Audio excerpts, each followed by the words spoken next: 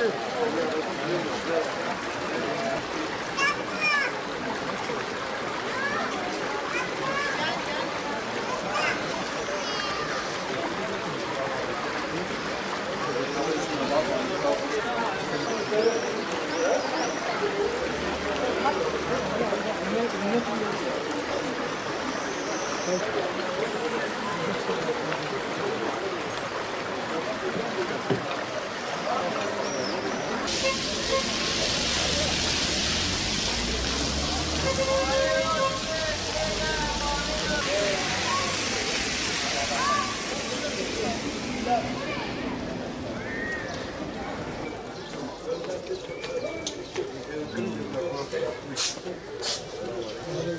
beyler.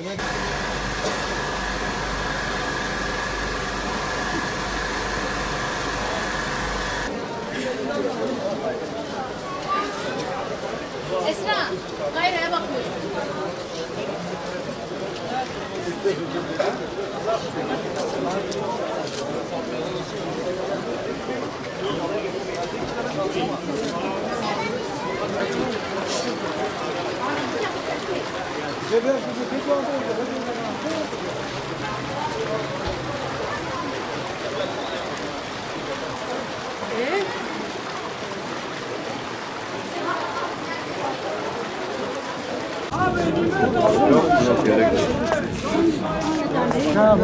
Yılbaşı, Milli Piyango, yılbaşı. İstanbul!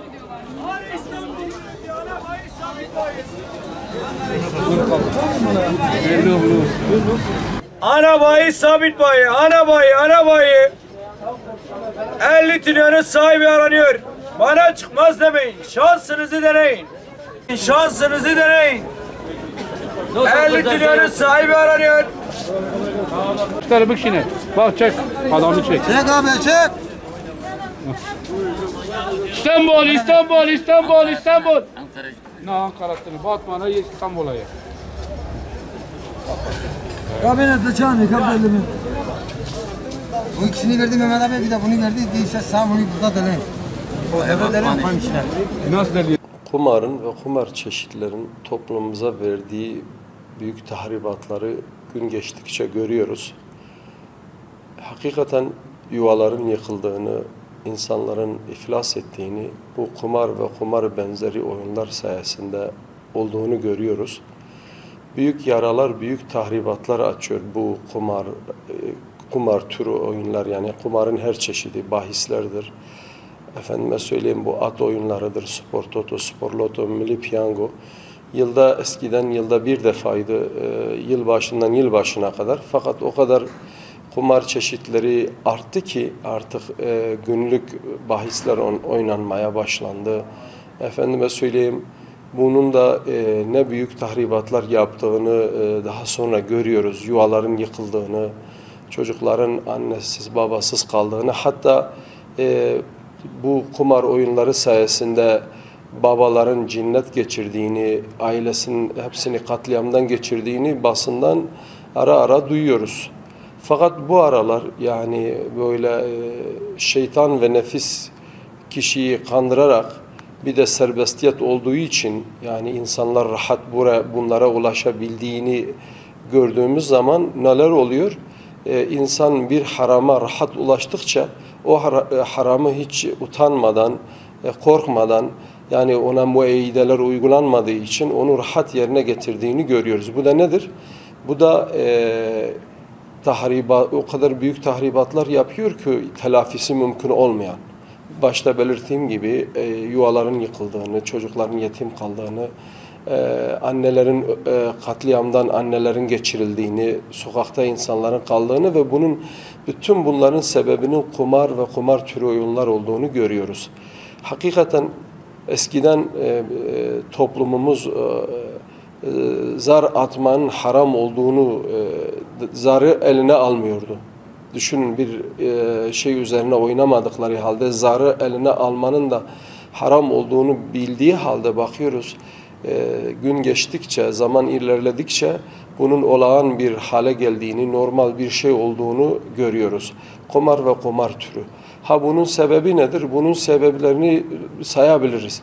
Bunun bir sebebi başta belirttiğim gibi insanların rahat bir şekilde buna ulaşmaları, bunu elde etmeleri, hiçbir muayyidenin, engelin olmadığını biz görüyoruz ve bunun zararlarını da, büyük zararlarını da göreceğiz ileride. Yani dediğim gibi sıradan bir hale gelmiş. Eskiden millet kaçıyordu, haramdır, günahtır diye. Allah'ın koyduğu yasakların büyüklerinden olduğunu biliyorlardı, kendilerini koruyorlardı. Fakat şimdi olağan bir hale gelmiş, sıradan bir şey olmuş. Allahu Teala ayet-i kerimede buyurduğu gibi kumar ve kumar türü bütün oyunların şeytanın işi olduğunu, fal oklarının, kumar çeşitlerinin şeytanın işi olduğunu söylüyor Allahu Teala Azze ve Celle. Ve Peygamberimizin birçok hadis-i şerifinde görüyoruz. Allah Resulü kendimizi korumak adına, bu şeylerden uzak durmak adına kırmızı çizgiler, Allahu Teala'nın koyduğu kırmızı çizgilere hadis-i şerifler dikkatimizi çekiyor. Yani bu nedir? Bunun tehlikesinin büyüklüğünü, bu tehlikenin büyüklüğünü, zararının büyüklüğünü bize gösteriyor. Şeytan işi. Allahu Teala başka bir ayet-i kerimede diyor, bizi uyarıyor diyor, dikkat edin. Ey insanlar, şeytan ve nefsiniz sizin apaçık düşmanınızdır. Bizi uyarıyor. Apaçık düşmanımız olan şeytanın düşmanlarımızdan olan, manevi düşmanlarımızdan birisinin işi olan kumara dikkat çekiyor Allahu Teala Azze ve Celle. Ve kumarın her çeşidi şeytan işidir. Neden? Hem kişinin maneviyatına, kişinin maddiyetine zarar verdiği için. Biraz önce birinci soruda sorduğunuz gibi biz de cevap verdik. Dedik ki kumar ve kumar türü olan oyunlar yuvaları yıkıyor, aileleri perişan ediyor. Perişan etmeyi bırakın, ne yapıyor?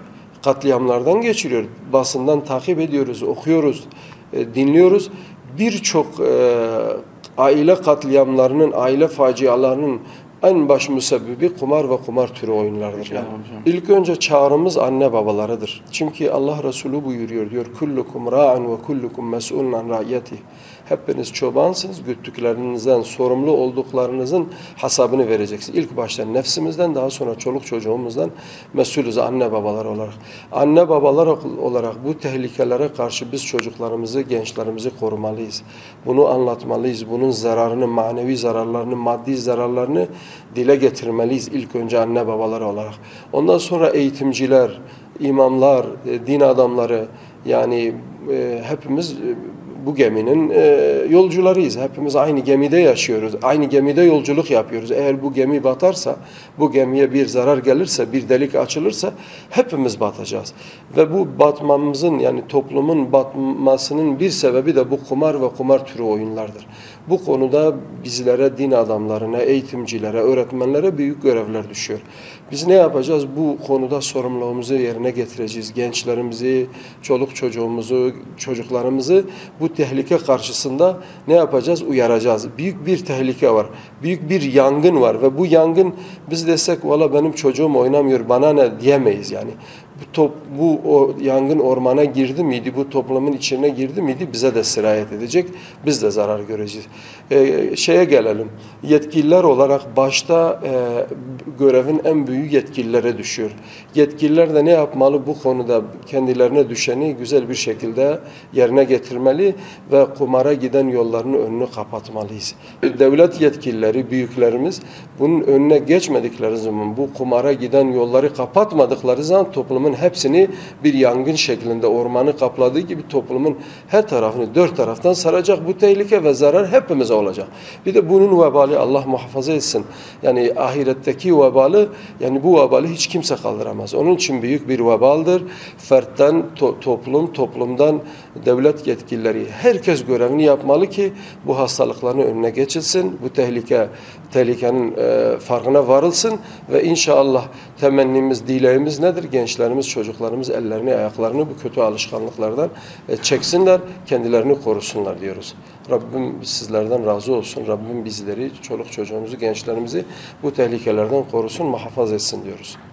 İlk önce ayet-i kerimeyle şu kısa olarak başlayalım. Kur'an-ı Kerim'de Cenab-ı Allah Maide suresinde takriben 90-91 ayetlerinde buyuruyor ki Ya eyyühellezine amenu innemel hamru vel meysiru vel ansabu vel ezlamu rıcsu min ameliş şeytan feştenibuhu leallekum tuflihun. إنما يريد الشيطان أن يوقع بينكم العداوة والبغضاء في الخمر والميسر ويصدكم عن ذكر الله عن الصلاة. Kısa olarak Cenab-ı Allah bu ayet-i kerimede içki, kumar, mırdal işler, faal oklarını yasaklamıştır. Bunlar arasında kumar var. Ve ayetin devamında bunların kötü, çirkin şeyler olduğu, şeytanın işlerinden olduğu, şeytan bunlarla aranıza düşmanlık ve tefrika sokmak istediği belirtiliyor.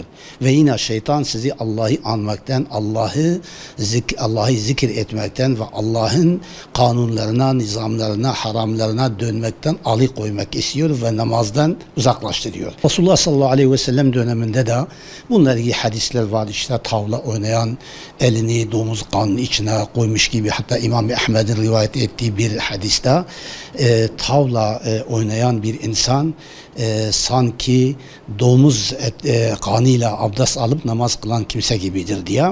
Şimdi asrımıza gelelim. Asrımıza daha modern tesislerle, daha modern metotlarla kumar artık meşru hale getirilmiştir. Geçenlerde sizin de bildiğiniz gibi meclisten de bir kanun geçirdiler ve şans oyunları, işte bahistir, bunları meşrulaştırdılar. Her ne kadar biz bunlara sınırlandırma getirdik diyorlarsa da fakat bunu meşrulaştırdılar ve artık şey olmaktan, kaçak olmaktan çıkarttılar ve herkes bunu serbestçe oynayabiliyor. Evet, benim tanıdığım nice insanlar var. Geçenlerde bir tanıdığı bir insan, oğlu 1 trilyon kaybetmiş. 1 trilyon. Düşünün ki yani bununla artık ocakla sönüyor. Artık buna dur demek lazımdır. Yani şu andaki Batı demokrasisi, Batı metotlarını bırakmamız lazımdır. Yani biz sanatı Batı'dan alabiliriz, herkesten alabiliriz ama bu çirkef ahlakları fuhuştur, kumardır, bilmem her çeşit bu çirkeflerdir. Biz artık Batı örnek alımızda İslam diye bir şey kalmaz. Yani şu anda piyasaya baktığımızda, çarşıya baktığımızda bizimle Amerika'nın başkentiyle, Almanya'nın başkenti, Fransa'nın başkentiyle bir fark kalmamıştır. Yani şu andaki hayasızlık, şu andaki zinanın serbest olması, şu andaki böyle keşmekeşlik, aile hukukun tamamıyla onların hukukuna uydurulması.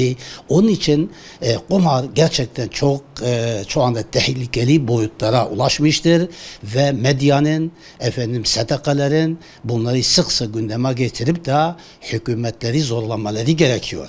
Çünkü örnek Kur'an'dır, örnek İslam'dır. Biz ancak bununla cenneti elde edebiliriz. Ancak biz bununla imanımızı koruyabiliriz. Batı hukuklarıyla, Batı gelenekleriyle kesinlikle ne cennet elde edilir, ne ahlak kalır, hiçbir şey kalmaz. O açıdan hakikaten şimdi değişik isimler altında. Lotodur, bilmem, milli piyangodur, bahistir. Bunlar artık öyle kolaylaştırılmış ki bir genç kendi telefonunda, bak düşünün ki şeye gitmeye gerek yok. Kendi cep telefonuyla kumar oynayabiliyor ve trilyonu kaybedebiliyor. Düşünün ki evinde oturuyor, insan zannediyor ki işte dünyayı seyrediyor fakat kumar oynuyor.